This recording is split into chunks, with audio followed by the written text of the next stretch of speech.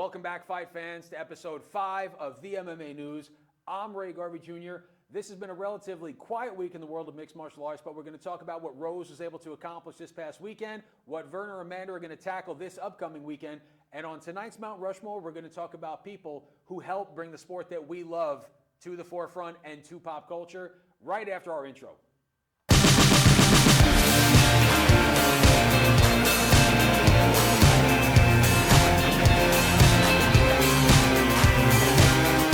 UFC Denver took place this past weekend, and I, your host, Ray, had it wrong. Tracycortez did not come out on top, but I am going to give flowers to Rose Thug Namajunas. Rose, you looked absolutely dominant. At 32 years young, you still look crisp, you look fast, you were cutting off angles, and I tell you what, I'm not going to be surprised if you capture UFC gold for not the first, not the second, but a third time. And I tell you what, if anybody deserves it, and if anyone's going to win over the hearts and minds of fans across the MMA landscape, Rose, it's going to be you.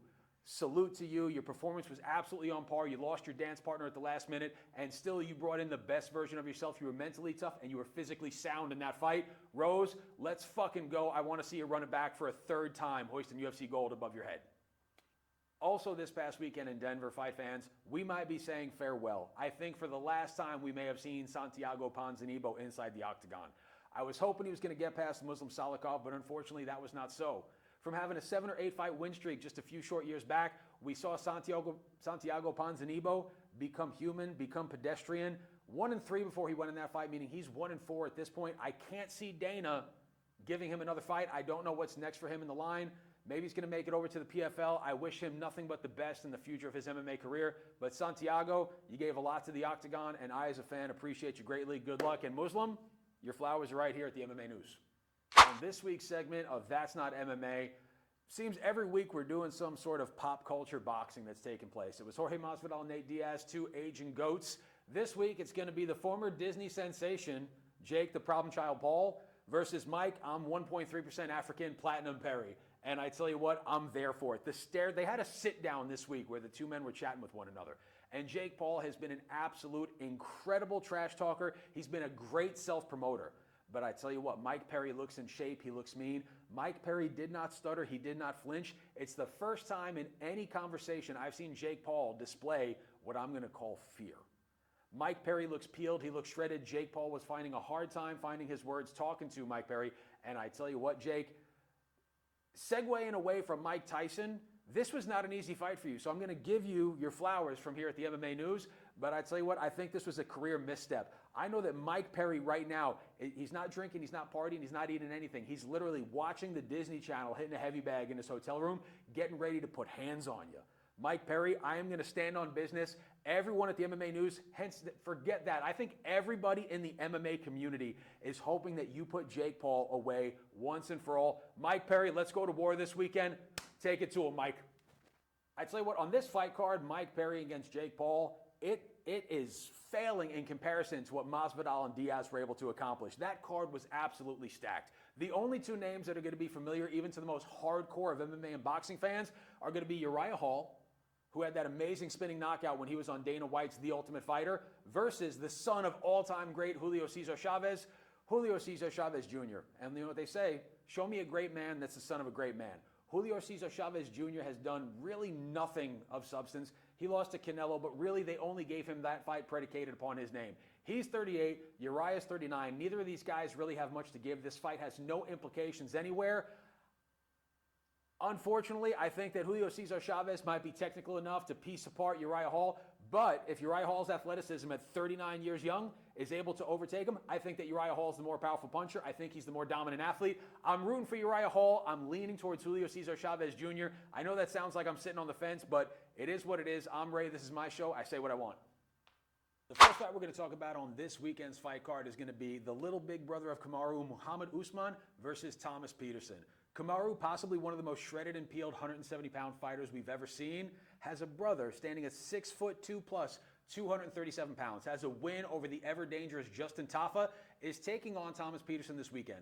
I don't see Dana and the brass at the UFC putting somebody with the name power of an Usman in a losing position. Look for big little brother to make quick and easy work of Thomas Peterson this weekend. And what is the main fight on this card, for a reason that I can't be absolutely certain, Verna Jandaroba finds herself taking on Amanda Lemos. Verna having a loss to Mackenzie Dern, Amanda Lemos having a victory over the likes of her. That's the one common opponent they share. Verna, if you look at her, she looks like the long-lost twin sister of Charles Rosa. I've watched this woman fight. The athleticism is lacking. The speed is not there. Amanda Lemos is going to be my underdog pick of the week. I tell you what, anybody who takes on Zhang in the octagon is an absolute savage. Having a victory over Mackenzie Dern, the ever-dangerous grappler, something that Verna finds herself trying to find victories over with fairly often. Look for Amanda Lemos to come out on top of Verna in, again, what I can call the main fight of this weekend's card. On this week's Mount Rushmore, because we've had a lack of news in the world of mixed martial arts, I've decided to pivot a little bit. We are going to give 4 seats, plus the Don chair, to people who have made incredible contributions to grow mixed martial arts as a sport. And no conversation regarding this topic would be sufficient without the likes of the boss, Dana White. I tell you what, when you look back at him, the guy with horrible teeth and $50 suits from Men's Warehouse went to the Fertitta brothers begging for money on an investment. A kid who left Boston teaching boxing cardio workouts, became the face, became the promoter, became the president of the greatest sports organization on planet Earth. And Dana White has never relinquished command. He's going on 50 plus years old. He's been doing this since Joe Rogan was around in the late 90s. Dana, if it wasn't for you, I mentioned you first, you probably have had the most direct impact on the sport as a whole. The words UFC and MMA at this point are almost interchangeable. Granted, we have other promotions. Dana, if it wasn't for you taking a gamble, betting on yourself, I don't think that I would be talking about our sport today, and I certainly don't think that half of our champions would be competing in it. Dana, salute. On the second seat on Mount Rushmore, they're going to have their arms around each other because one conversation cannot separate Lorenzo and Frank, the Fertitta brothers, the very guys who gave Dana that first business loan. 2 Las Vegas natives, Italian guys, good looking as the day is long, were willing to bet on an organization that was several $1 million in debt. I wish I could have been a fly on the wall when Dana said, hey guys, you're incredibly successful in the casino and the hotel and the development game here in Vegas. Why don't you put a couple of $1 million on guys in pajamas trying to choke each other out in high school gyms that's not legal in 37 states? But the Fertitta brothers, granted, while they haven't given what Dana or any of the other people we're going to talk about have given to the sport tonight, they put their money, their cold hard cash, they didn't finance it. They bet on the UFC, they bet on Dana. So everything that we've seen from The Ultimate Fighter to Dana White's Contender Series to the UFC purchasing the likes of WEC and Strikeforce and the Pride Library, all has a great deal of gratitude to be given to the Fertitta brothers. Thank you guys for what you've given to the sport. On the third seat on this week's Mount Rushmore, again, I can't pick one, so I'm going to have a whole family share a spot on Mount Rushmore, and that is the Gracie clan. Rorian's going to be the obvious choice of who gets the most credit for MMA becoming what it is. You can go back to Carlson, Helio, Hickson, Kyra, Neiman, Kron, the list goes on ad infinitum. But the Gracies, who were teaching jiu-jitsu as a martial arts class, wanted to sell VHS tapes to show people in other countries besides Brazil how effective that grappling art was. So they sold it to Art Davie. They put on UFC 1. They didn't send Hickson, the absolutely muscular, most athletic. They sent the balding, and I came to find this out, he was only like 27. Hoist Gracie to compete in UFC 1. Got past the likes of, we talked about him, Willie Taylor, rest in peace, Frank Shamrock, Ken Shamrock, Gerard Gardeau, all those folks. And jiu-jitsu, you think about this, only 30 years ago, nobody would even respected it. We were watching the Karate Kid. We thought that people who did Taekwondo were the toughest guys on the block. So if it wasn't for the Gracies trying to promote the art that they love, that they took from Japan, I mean, hell, they named the lock Kimura after the guy who broke the arm of one of the Gracies himself. So to the Gracie family, for what you guys brought in and continue, your name still holds strong. Thank you for everything you've given to the world of mixed martial arts. The fourth person that I'm going to mention tonight is somebody that doesn't get the fanfare that he deserves. On Mount Rushmore this week in the fourth seat, we are going to talk about a name that you might not even be familiar with, and that is Mark Ratner. Mark Ratner at one time was the commissioner for the Nevada State Athletic Commission. And anybody out there that's 33, 32 or younger, you're not going to remember there was a time when the UFC, the sport of mixed martial arts, was prohibited in several states, New York being the primary one. Mark Ratner was the first professional to come over and add legitimacy to the world of mixed martial arts. He advocated on our behalf. If you go back in yesteryear and you look at every poster in Boxing Hall of Fame, Mark Ratner was front row. He was a referee. He was an officiant. And I tell you what, he did it without ever beating his chest. This man single-handedly brought mixed martial arts to the state of New York. He got it ratified across all 50 states. He even was able to get, may he rest in peace, John McCain to become a fan of our sport, somebody who once referred to it as human cockfighting and said that he would never allow it in his hometown. So Mark Ratner, for everything you've given to the sport, for everything you currently give to the sport, and everything that you will in the future, at the MMA News. Should this happen to find you, I want to say thanks. And the one thing I found out too is that when this guy's not personally growing the sport of mixed martial arts without ever asking for gratitude, you can find him refereeing high school basketball games and doing charity in his hometown. So Mark Ratner, this bud's for you. All right, fight fans, this is going to be gratuitous, but in the Don seat this week, everybody knows what just went down. So we're not going to rehash old events, but we are going to talk about none other than number 45, the man who hired apprentices on national television. We are going to talk about Donald Trump. And for those of you that don't understand that this man, you might have seen him wrestle in WWE, WWF, whatever it was called at that time. Donald Trump was a friend to Dana White and the UFC at a time when it was not popular. I'm not kidding. When I say that the UFC could not find venues, it wasn't a young Dana White reaching out to Donald saying, hey, can we use the Taj Mahal? It was a multi-millionaire business tycoon who would eventually become the president of the United States, number 45, reached out to Dana himself and said, hey, Dana, I love what you guys are doing. I want you to do it at my location. So I tell you what, a guy who is willing to put his name on the line, stand on business, again, much in the vein of a Mark Ratner, much in the vein of the Gracie family, like the Fertitta brothers, like Dana, without somebody like Donald, imagine if UFC 7 got canceled and the company went bankrupt. Where would we be today? So Donald, we wish you a speedy recovery. We want to thank you for what you give to the world of MMA. And I tell you what, every time you're there and you walk in the crowd, you get a standing ovation as big as anyone I've ever seen in the UFC. Thanks for being a fan. And I tell you what, Dana, as much as people want to dislike you, you have stood by your boy thick and thin, through and through. Speaking at the Republican National Convention, no matter what people are going to say about you, that's a friendship that was forged in fire. And I'm grateful that all these people have something to do with the world of the sport that I love. Thank you and congratulations to all the recipients of this week's Mount Rushmore. And fight fans, in a week that leaves a little bit to be desired as far as fights that we really want to talk about, UFC 304 will be taking place relatively shortly in Manchester, England. That fight card, in my opinion, is stacked. We're going to leave the big names for a future episode, but tonight I'm going to touch briefly on one that I think is worth chatting about.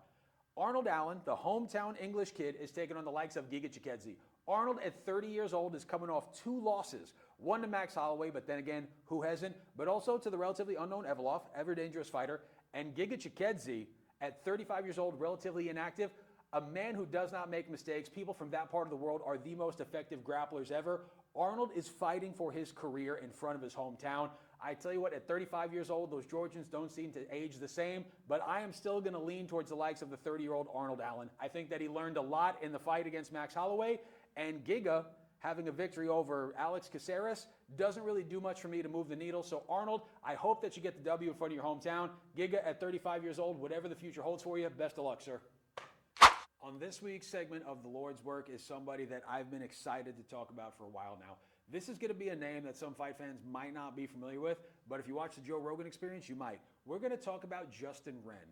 And before I talk about his contributions as far as doing the Lord's work and helping out his fellow man, I want you to take a minute to realize that this guy left mixed martial arts after a 6-victory run. At a time when he might have been looking to fight for gold in Bellator or make his way back to the UFC, the Christian JustinWren said no. Instead, I'm going to fight for somebody else, which is going to lead me into the name of his foundation, Fight for the Forgotten, the Mbuti Pygmy tribe. This man went down to the Democratic Republic of Congo. They have drilled wells. They've started sanitation programs. They have built homes. They've done solar and renewable lighting for people in a corner of the world that nobody notices. And JustinWren has never once asked for recognition. They've had donations from over 60 countries, all 50 states, including Washington, D.C. I sincerely hope that somehow the world of mixed martial arts will eventually pick up and run with what JustinWren is doing. Because this guy is an example not only of a fighter, not only of a Christian, but as a man as everybody in the world would want to emulate. This guy, toughest man on the planet, ending his MMA career with 6 victories, instead decides to go to places in the world where nobody will say thank you, nobody will give him $1, there will be no fanfare. But I tell you what, I'd be willing to bet that this man finds satisfaction and closure from within that. So for that, I'm Ray. This was episode 5 of the MMA News. I'm on vacation. Next week, I'm going to be back to my normal well-dressed self. Until then, be well. Actually, that was a fuck up on my part. I forgot to tell you guys, I'm Ray Garvey Jr. This was episode 5 of the MMA News. I didn't let vacation stop me from bringing the content that you guys want to hear about and I want to talk about. If you enjoyed tonight's program, the hell with it. Even if you hated it and you want to troll me, hit that like button, smash subscribe, get me in the algorithm. I want to take on the likes of MMA Joey, Jesse on Fire, Luke Thomas, Ariel Hawani. I'm as good as any of those guys, and guess what? Without you guys, I'm nothing. Until then, we're out.